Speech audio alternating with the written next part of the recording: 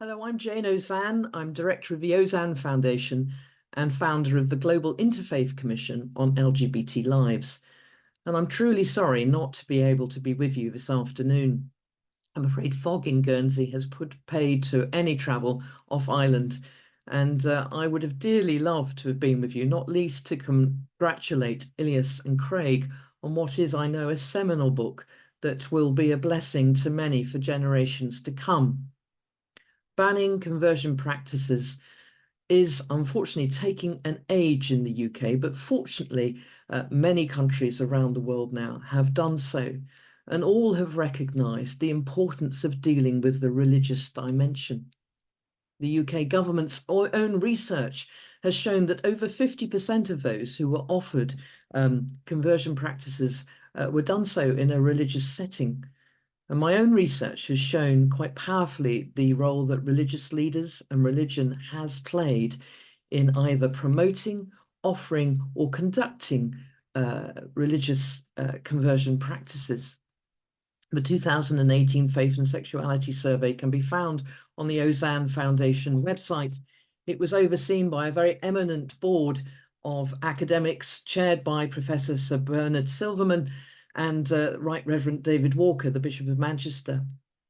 And it found that of those who had gone through conversion practices, nearly 2/3 had done so because they believed that who they were was sinful. Over a half had gone through because their religious leader had told them to. And nearly 2/3 had said that their desires were something they were ashamed of because it internalized homophobia, all leading from a teaching that had told them that who they were was wrong. And it is that anguish, that mental anguish that has led so many, and indeed in our research showed that nearly 2/3 of those who'd been through it considered taking their lives. This is not something we should take lightly. The harm caused by religious conversion practices is real, is evidenced, and is something that we really do need the religious community to wake up to. To understand religious conversion therapy better, I often talk about it in 3 phases. The first phase, the silent confusion phase, is where someone has a secret that they daren't share with any of their family or their cultural or religious communities because they know to do so costs very highly. They will be rejected or they will be put through often quite violent or scary forms of conversion practices. And so they hold a secret internally, often which is a crushing secret, particularly for a young person, where they fear anyone finding out.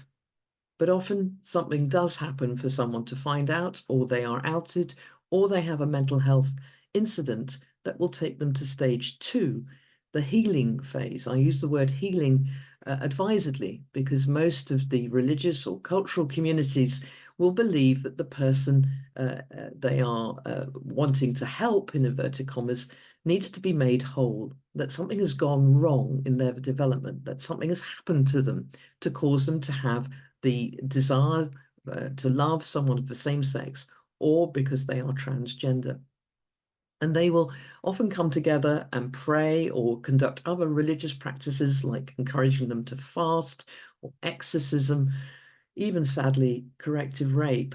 We have incidences documented now of all forms of practice that are encouraged by people who mean the well to the individual concerned, but are causing, again, quite severe mental anguish. It is a form, I call it, of spiritual abuse, because there is a power dynamic between the person who is practicing these therapies and the person who's on the receiving end. And they know that more often than not that this isn't working, but they cannot feed that back because to do so shows that they don't have enough faith or that they're not being open enough. The problem is always left with the victim rather than the perpetrator, another layer of mental anguish that causes such harm.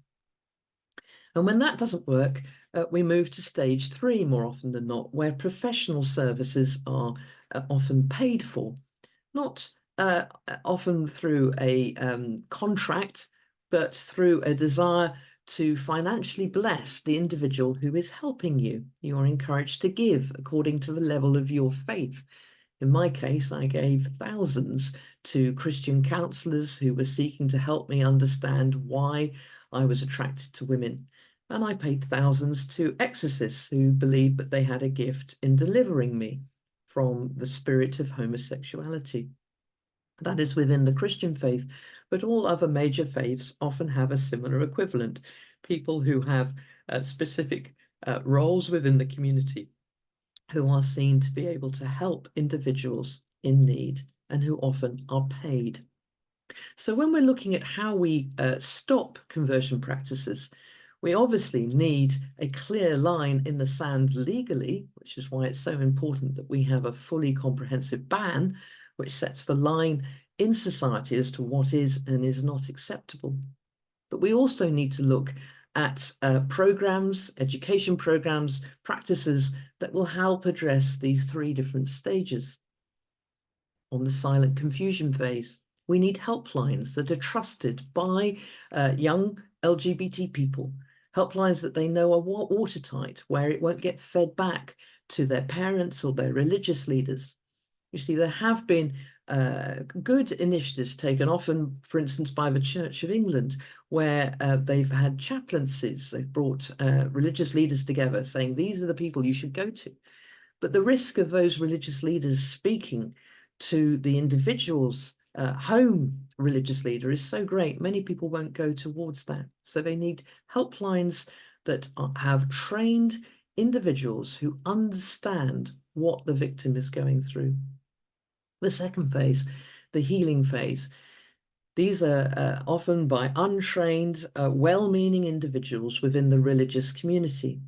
And that is where safeguarding protocols are so important. The Global Interfaith Commission on LGBT Lives, which I set up and chair, which I set up and direct, has put together some safeguarding principles which have been approved, and we have recommended to religious groups around the world to engage with and discuss in order to ensure that LGBT lives are safeguarded within those religious settings. And the third phase, the professional services phase, this is where we need a mix of both criminal and civil law, but we also need the law to look at advertising, looking at people who trade in this. It needs to look at how we stop financial transactions happening in this area. And most importantly, those with medical professions need to be part of a body that subscribes to the Memorandum of Understanding against conversion therapy. I know the chair, Dr. Iggy Moon, is in the room with you this afternoon, and I know they will explain more about this important group who have come together to ensure that there are ethical standards amongst the medical professional world to ensure that conversion practices aren't practiced. But ultimately, we need the religious communities themselves to stand up against conversion practices. And that is why in 2017, I led a debate within the Church of England that looked to outlaw conversion practices and called on the government for a fully comprehensive ban. A few years later, in 2021, the Methodist Conference passed a similar motion. The Quakers have passed a motion. The Buddhist Dharma Centre and the Hindu Council of Great Britain, all these faith groups have spoken out about the need to ban conversion practices.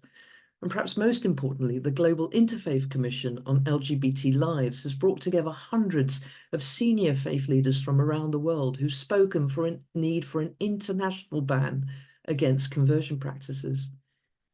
That group was formed as a direct result of my meeting with Pope Francis in 2019, who himself now has spoken out about the need to have pastoral provision for LGBT people and not to put them through these harmful practices.